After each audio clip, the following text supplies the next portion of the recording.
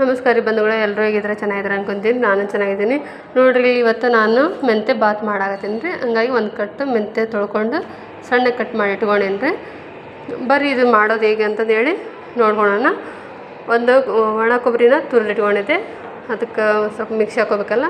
ಬೆಳ್ಳುಳ್ಳಿ, ಒಣ ಕೊಬ್ಬರಿ, ಹಸಿ ಶುಂಠಿ ಹಾಕ್ಕೊಂಡು ಒಂದು ಉಳ್ಳಾಗಡ್ಡಿನ ಉದ್ದಕ್ಕೆ ಹೆಚ್ಚಿಟ್ಕೊಂಡು ಇದನ್ನು ಸಣ್ಣಗೆ ರುಬ್ಕೋಬೇಕು. ಅದಕ್ಕೆ ಸ್ವಲ್ಪ ಕೊತ್ತಂಬರಿ ಹಾಕಿದ್ದಲ್ಲ, ಕೊತ್ತಂಬರಿ ಹಾಕ್ತೀನಿ ರೀ. ಕೊತ್ತಂಬರಿ ಹಾಕಿ ಸ್ವಲ್ಪ ನೀರು ಹಾಕಿ ರುಬ್ಬಿಟ್ಕೋಬೇಕು. ಅದಕ್ಕೆ ಇದನ್ನ ಮಸಾಲೆದೆಲ್ಲ ತೆಗೆದು ಹಸಿ ಖಾರನ ಒಂದು ಸ್ವಲ್ಪ ಒಗ್ಗರಣೆ ಕೊಡಾಗಂತಂದ್ರೆ ಒಂದು ಸ್ವಲ್ಪ ಕವರಬ್ಬರ ಮತ್ತೊಮ್ಮೆ ಮಿಕ್ಸಿ ಹಾಕ್ಕೋಬೇಕು.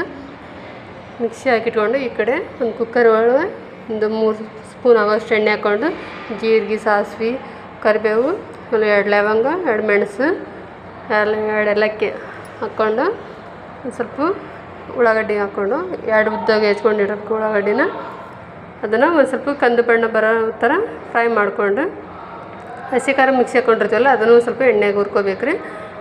ರುಬ್ಬಿಟ್ಕೊಂಡಿದ್ದು ಮಸಾಲೆ ಇದಕ್ಕೊಳಗೆ ಹಾಕಿ ಸೇರಿಸಿ ಚೆಂದ ಮಿಕ್ಸ್ ಮಾಡಿಕೊಂಡು ಒಂದು ಸ್ವಲ್ಪ ಮಸಾಲೆ ಹಾಕ್ಕೊಂಡು ಮಿಕ್ಸ್ ಮಾಡ್ಬೇಕು. ಉದ್ದಕ್ಕೆ ಹೆಚ್ಚಿಟ್ಕೊಂಡು ಟಮಾಟೆ ಹಣ್ಣು ಹೆಚ್ಚಿಟ್ಕೊಂಡಿದ್ದೆ ಅದನ್ನು ಹಾಕಿನಿ ನೋಡಿರಿ. ಈಗ ಮೆಂತ್ಯ ಕಟ್ ಮಾಡಿ ಇಟ್ಕೊಂಡಿರ್ತೀವಲ್ಲ ಅದನ್ನೆಲ್ಲ ಇದ್ರೊಳಗೆ ಎಣ್ಣೆ ಒಳಗೆ ಫ್ರೈ ಮಾಡಂಗೆ ಒಂದು ಸ್ವಲ್ಪ ಬಿಡಬೇಕು. ಸಣ್ಣ ಉರಿ ಒಳಗೆ ಅರಿಶಿನ, ಮಸಾಲೆ, ರುಚಿಗೆ ತಕ್ಕಷ್ಟು ಉಪ್ಪು ಹಾಕ್ಕೊಂಡು ಈ ಥರ ಫ್ರೈ ಮಾಡಬೇಕು. ಅದೆಲ್ಲ ಹಸಿ ವಾಸನೆ ಹೋಗೋ ಥರ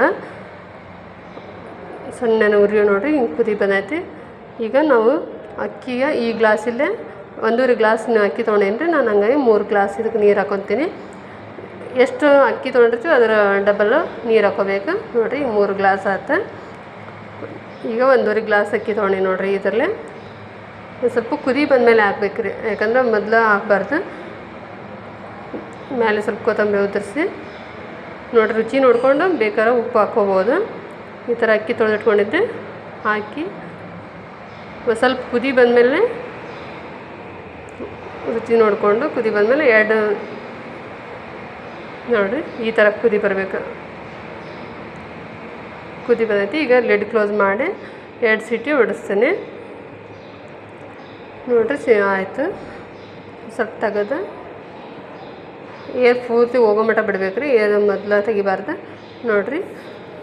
ಮೆಂತ್ಯ ಬಾತ್ ರೆಡಿ ಆಯ್ತು ನೋಡಿರಿ. ಒಂದು ಸ್ವಲ್ಪ ಮ್ಯಾಕ ಕೆಳಗೆ ಇದು ಮಸಾಲೆ ಎಲ್ಲ ಒಂದು ಸೈಡ್ ಬಂದಿರೋಂಗಿಲ್ಲ, ಮೇಲೆ ತಪ್ಪಲು ಅಷ್ಟೇ ಬಂದಿರ್ತೈತಿ.